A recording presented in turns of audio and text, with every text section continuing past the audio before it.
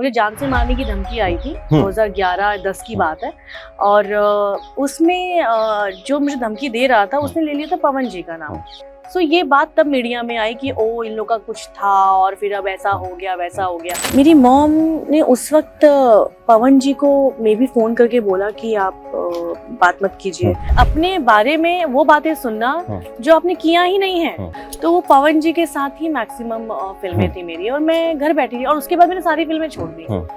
हर set पे मेरे बारे में बात हो रही थी, तो उस दौर ने भी मुझे बहुत डिस्टर्ब किया। ओ गॉड, यहाँ लोग जो आपके चेहरे पर हैं वो नहीं है ऐसे। और एक हादसा भी हो गया था, शायद मैंने आपके साथ शेयर किया था कि मुझे जान से मारने की धमकी आई थी 2011-10 की बात है।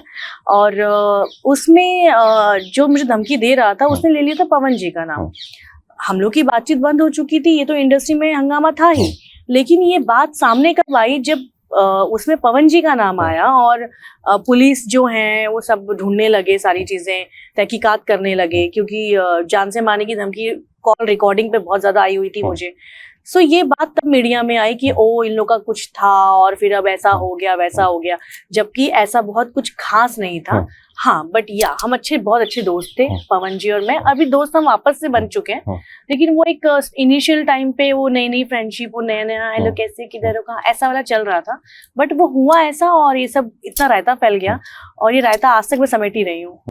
नहीं मतलब आपने बहुत ही अच्छे तरीके से अपनी बात यहाँ पे रखी कि मतलब कि ऐसा, थैंक्स टू यू कि आपने मुझे पूछा, जो मतलब एक बहुत ही सधे हुए तरीके से कि भाई ठीक है, बातचीत शुरू हुई। और एक नॉर्मल जब रिलेशनशिप शुरू होता है तो उसमें शुरू में बातें होती है, आप सेट पे मिल रहे हो, आप एक नॉर्मल होता है, ठीक है। तो बट मुझे एक चीज समझ में नहीं आई कि मम्मी को उनसे प्रॉब्लम क्या थी, वो भी स्टार थे। नहीं, मेरी मॉम को प्रॉब्लम या वो आपको चाहती थी कि आप काम पे फोकस करें? नहीं, प्रॉब्लम मेरी मॉम को इस तरह की नहीं थी कि बातचीत क्यों ये वो, ये जो र्यूमर्स उड़ रहे थे ना इंडस्ट्री में, एक तो क्या होता है ना, इतना सा कुछ होता है और लोग बातें बहुत करते हैं। तो मेरी मॉम बिल्कुल नहीं चाहती थी कि उनकी बेटी का नाम उस तरह से लिया जाए जैसे बाकी और एक्ट्रेसेस का नाम लिया जाता है। मैं समझ गया। समझ गए आप? मैं समझ गया। तो मेरी मॉम, और नो डाउट मेरे करियर में मेरी माँ का बहुत बड़ा हाथ है। मेरी मॉम ने उस वक्त पवन जी को मे भी फोन करके बोला कि आप बात मत कीजिए मेरी बेटी से। और पवन जी भी बहुत इनोसेंट और उनको बहुत मेरी माँ की बहुत इज्जत पवन जी भी अभी वाले पवन जी नहीं थे, उनका भी शायद ही इज आल्सो शुरुआती दौर और वो मेरी माँ की बहुत इज्जत करते। तो उन्होंने मुझे फोन करके इतना ही कहा, माँ नहीं चाहती है तो हम आपसे बात नहीं करेंगे। इतनी ही बात हुई। लेकिन ये जो इंडस्ट्री में जो हंगामा किया ना लोगों ने कि बवाल हो गया, ये हो गया, वो हो गया, उस चीज ने बहुत डिस्टर्ब किया। बहुत नॉर्मल है, मुझे लगता है आज सोशल मीडिया है। आज जैसे मान लीजिए किसी भी हीरोइन ने जब ढीले कपड़े पहने तुरंत आर्टिकल आ जाता है वो प्रेग्नेंट है। जब परिणीति चोपड़ा अभी ढीले कपड़े पहन के उन्होंने खुद ही पोस्ट कर दिया। तो सोशल मीडिया के जरिए ना आप डायरेक्टली या इनडायरेक्टली आप बता सकते हैं कि भाई क्या है। शायद उस वक्त ये टूल आपके हाथ में नहीं था, अगर टूल आपके हाथ में होता तो शायद इनडायरेक्टली या डायरेक्टली आप भी कुछ बता देते। उस वक्त फेसबुक और ये सब हमारे पास था नहीं, और उस वक्त शायद जो गॉसिप है वो अलग तरह से तैरती थी, आज शायद वो नहीं है। या हर सेट पे गॉसिप्स, हर सेट पे मेरे बारे में बात हो रही थी। तो उस दौर ने भी मुझे बहुत डिस्टर्ब किया। वो ऐसा पहला दौर था जो एक मतलब बहुत कम एज में मैंने जो फेस किया कि ओ गॉड, यहाँ लोग जो आपके चेहरे पर हैं वो नहीं है ऐसे।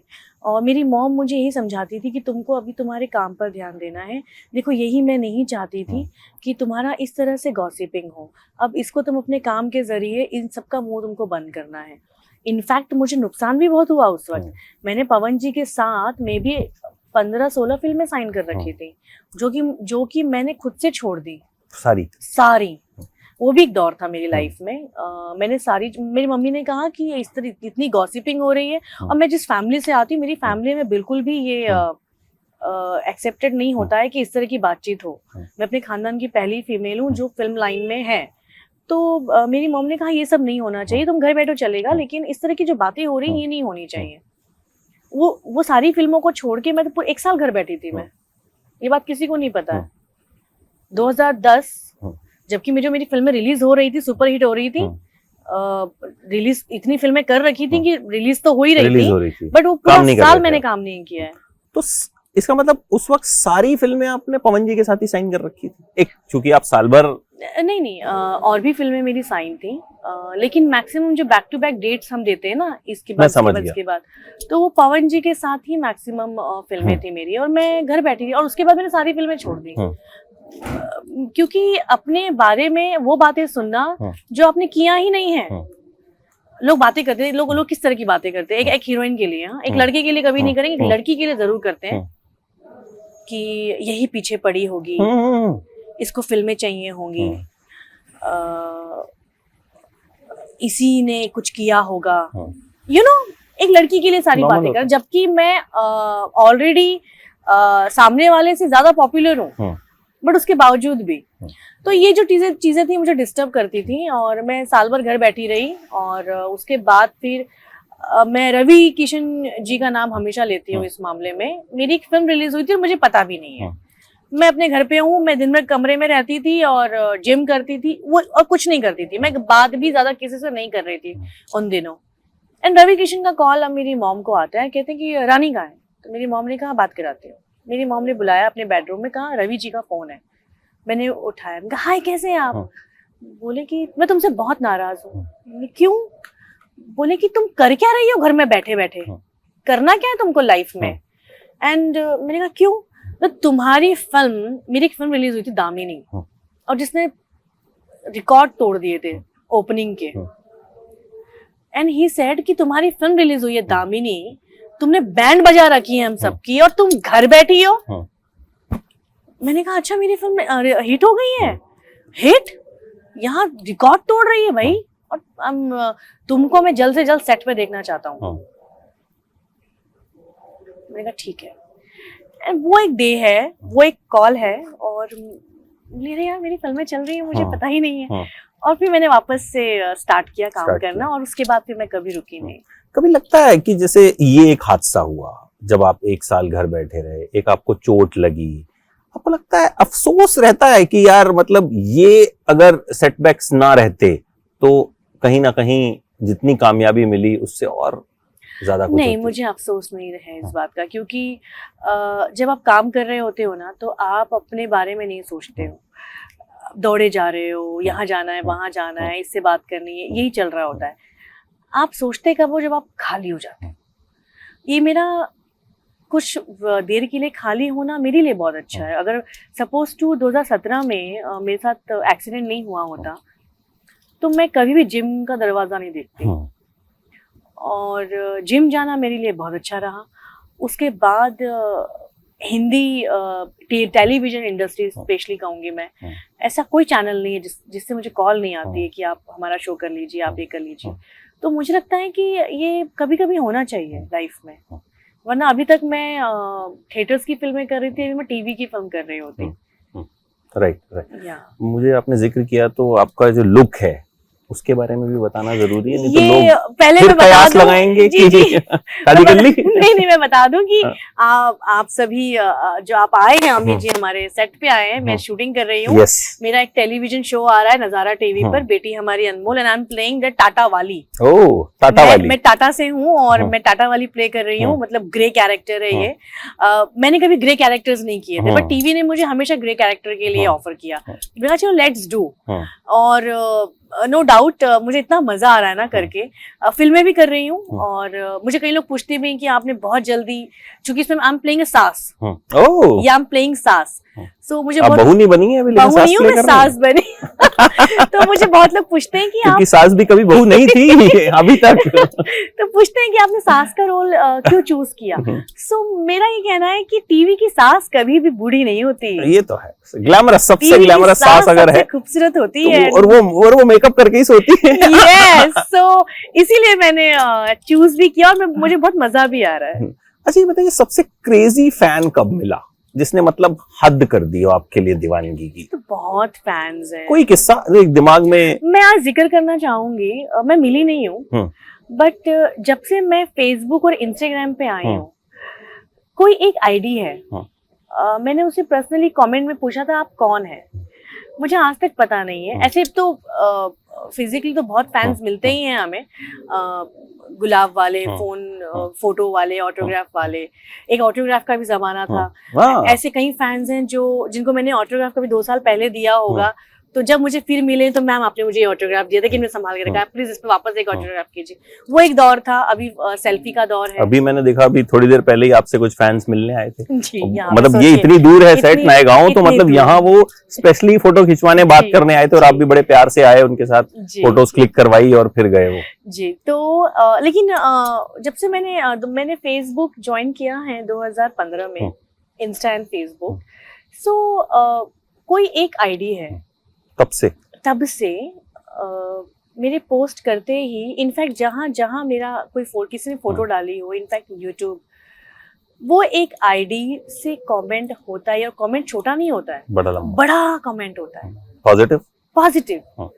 तो मैं चाहूंगी कभी, वो कौन है वो फैन, मुझे उन्होंने आपको बताया भी नहीं? कभी नहीं। वो एक उन्होंने मेरे ही नाम से एक आईडी खोल रखी है, maybe lady Singham something, and just suppose to मैंने अगर साड़ी में पोस्ट किया है, तो वो मैं उस कलर की मेरी जितनी साड़ियों में मैंने फोटो डाली होगी कभी, वो सारी फोटो को शेयर करके लिखते हैं कि आप इन साड़ी में आपने जो ये पहना था, you know, I don't know, गजब दीवानगी। मतलब so, मेहनत चाहिए इसके लिए, और लगातार आपको नजर रखनी पड़ेगी कि कब क्या पहना है। और अगर सपोज टू कभी बुरे कमेंट्स भी आते हैं तो उस पर भी उनका जवाब रहता है, और वो मेरी पूरी हिस्ट्री जो है करियर की वो पूरा लिख देते हैं वहां जाके। सो ये एक फैन के बारे में मैं जिक्र जरूर करना चाहती हूँ कि ये कौन है मुझे पता नहीं है। अच्छा, एक सवाल मैं आपसे जरूर पूछना चाहूंगा कि बिकॉज आपने भोजपुरी इंडस्ट्री में एक सुपरस्टारडम भी देखा है, तमाम लोगों के साथ आपने काम किया है। आज जो दौर चल रहा है, इतना बड़ा दर्शक है, मतलब यूपी, बिहार, और मुझे लगता है 11-12 राज्य हैं जहां भोजपुरी बोली समझी जाती है। जी जी जी। ठीक है, मतलब सबसे बड़ा दर्शक वर्ग अगर लैंग्वेज में सबसे ज्यादा बोली जाने वाली भाषा कोई अगर है और समझी जाने वाली भाषा कोई है, दिस इज भोजपुरी। और सबसे ज्यादा फिसड्डी इंडस्ट्री अगर कोई है तो वो भी भोजपुरी है। उसका रीजन आपको क्या लगता है? रीजन एक ही है कि अच्छे लोगों को टिकने ना देना, जो सच में काम जानते हैं, और सिर्फ उन लोगों को अपने साथ फ्रेम में या कैमरे के सामने लाना, जो कैमरे के पीछे भी कैमरे के सामने, दोनों की बात कर रही हूँ मैं, सिर्फ अपने लोगों को घुसाना। पॉलिटिक्स आप समझ रहे होंगे, पॉलिटिक्स जो होती है, हर इंडस्ट्री अच्छे लोगों से चलती है, जो टैलेंटेड लोग होते हैं, म्यूजिक, बिल्कुल बिल्कुल, कैमरा, इट्स अ टीम।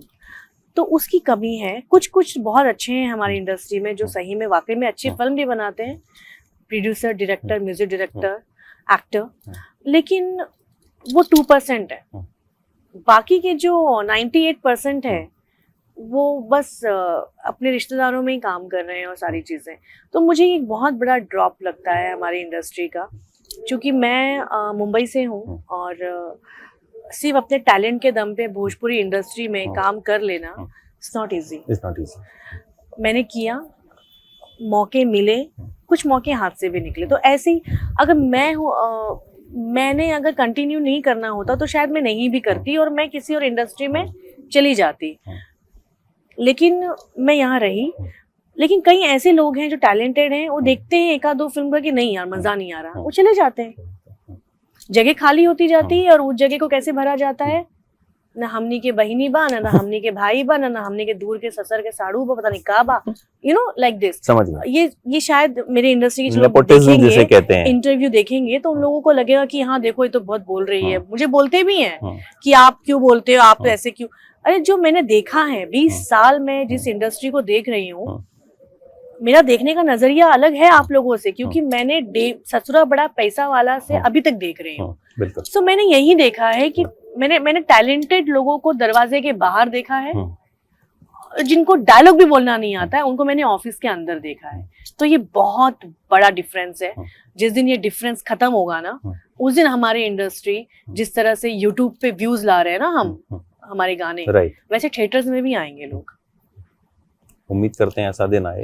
मुझे उम्मीद है, लेकिन देखिए क्या है कि जैसे कि कुछ चुनिंदा, मैं से गिन सकती हूँ हाथ पे 10 लोग होंगे जो एक अच्छा फेस रखते हैं, जो पॉपुलर फेस रखते हैं, जैसे दिनेश जी हो गए हैं, या जो और हमारे मेल एक्टर हैं, हमारी कुछ फीमेल एक्ट्रेसेस हैं, हम करे जा रहे हैं।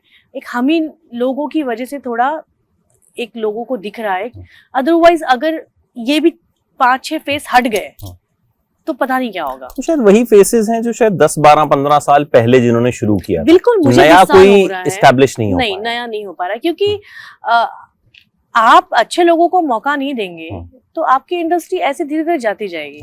मैं फिल्म इंडस्ट्री की खासकर बात कर रही हूँ। मुझे बहुत तकलीफ होती है इस चीज को लेके कभी कभी, और शायद मुझे लगता है कि इसी वजह से ना मैंने बहुत कम कर दिया है भोजपुरी फिल्म्स करना, और मैं करना चाहती हूँ, लेकिन अभी मैं उन्हीं लोगों की फिल्म कर रही हूँ जो एक्चुअल में अच्छी फिल्म बनाना चाहते हैं।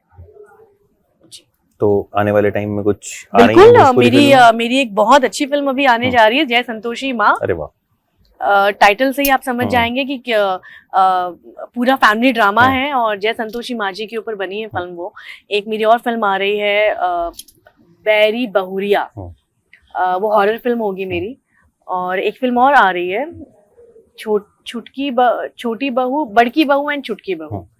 तो 3 फिल्में अभी फ्लोर पे हैं। 3 फिल्में और प्लस ये सीरियल तो चल ही रहा है। अब आखिर में ये अभी और भी आगे भी मेरी फिल्में फ्लोर पे जाएंगी। अब आखिर में ये भी बता दीजिए शादी कब कर रही हैं, ताकि गूगल पे जो गलत आर्टिकल छप रहे हैं उनको सही इंफॉर्मेशन मिल जाए।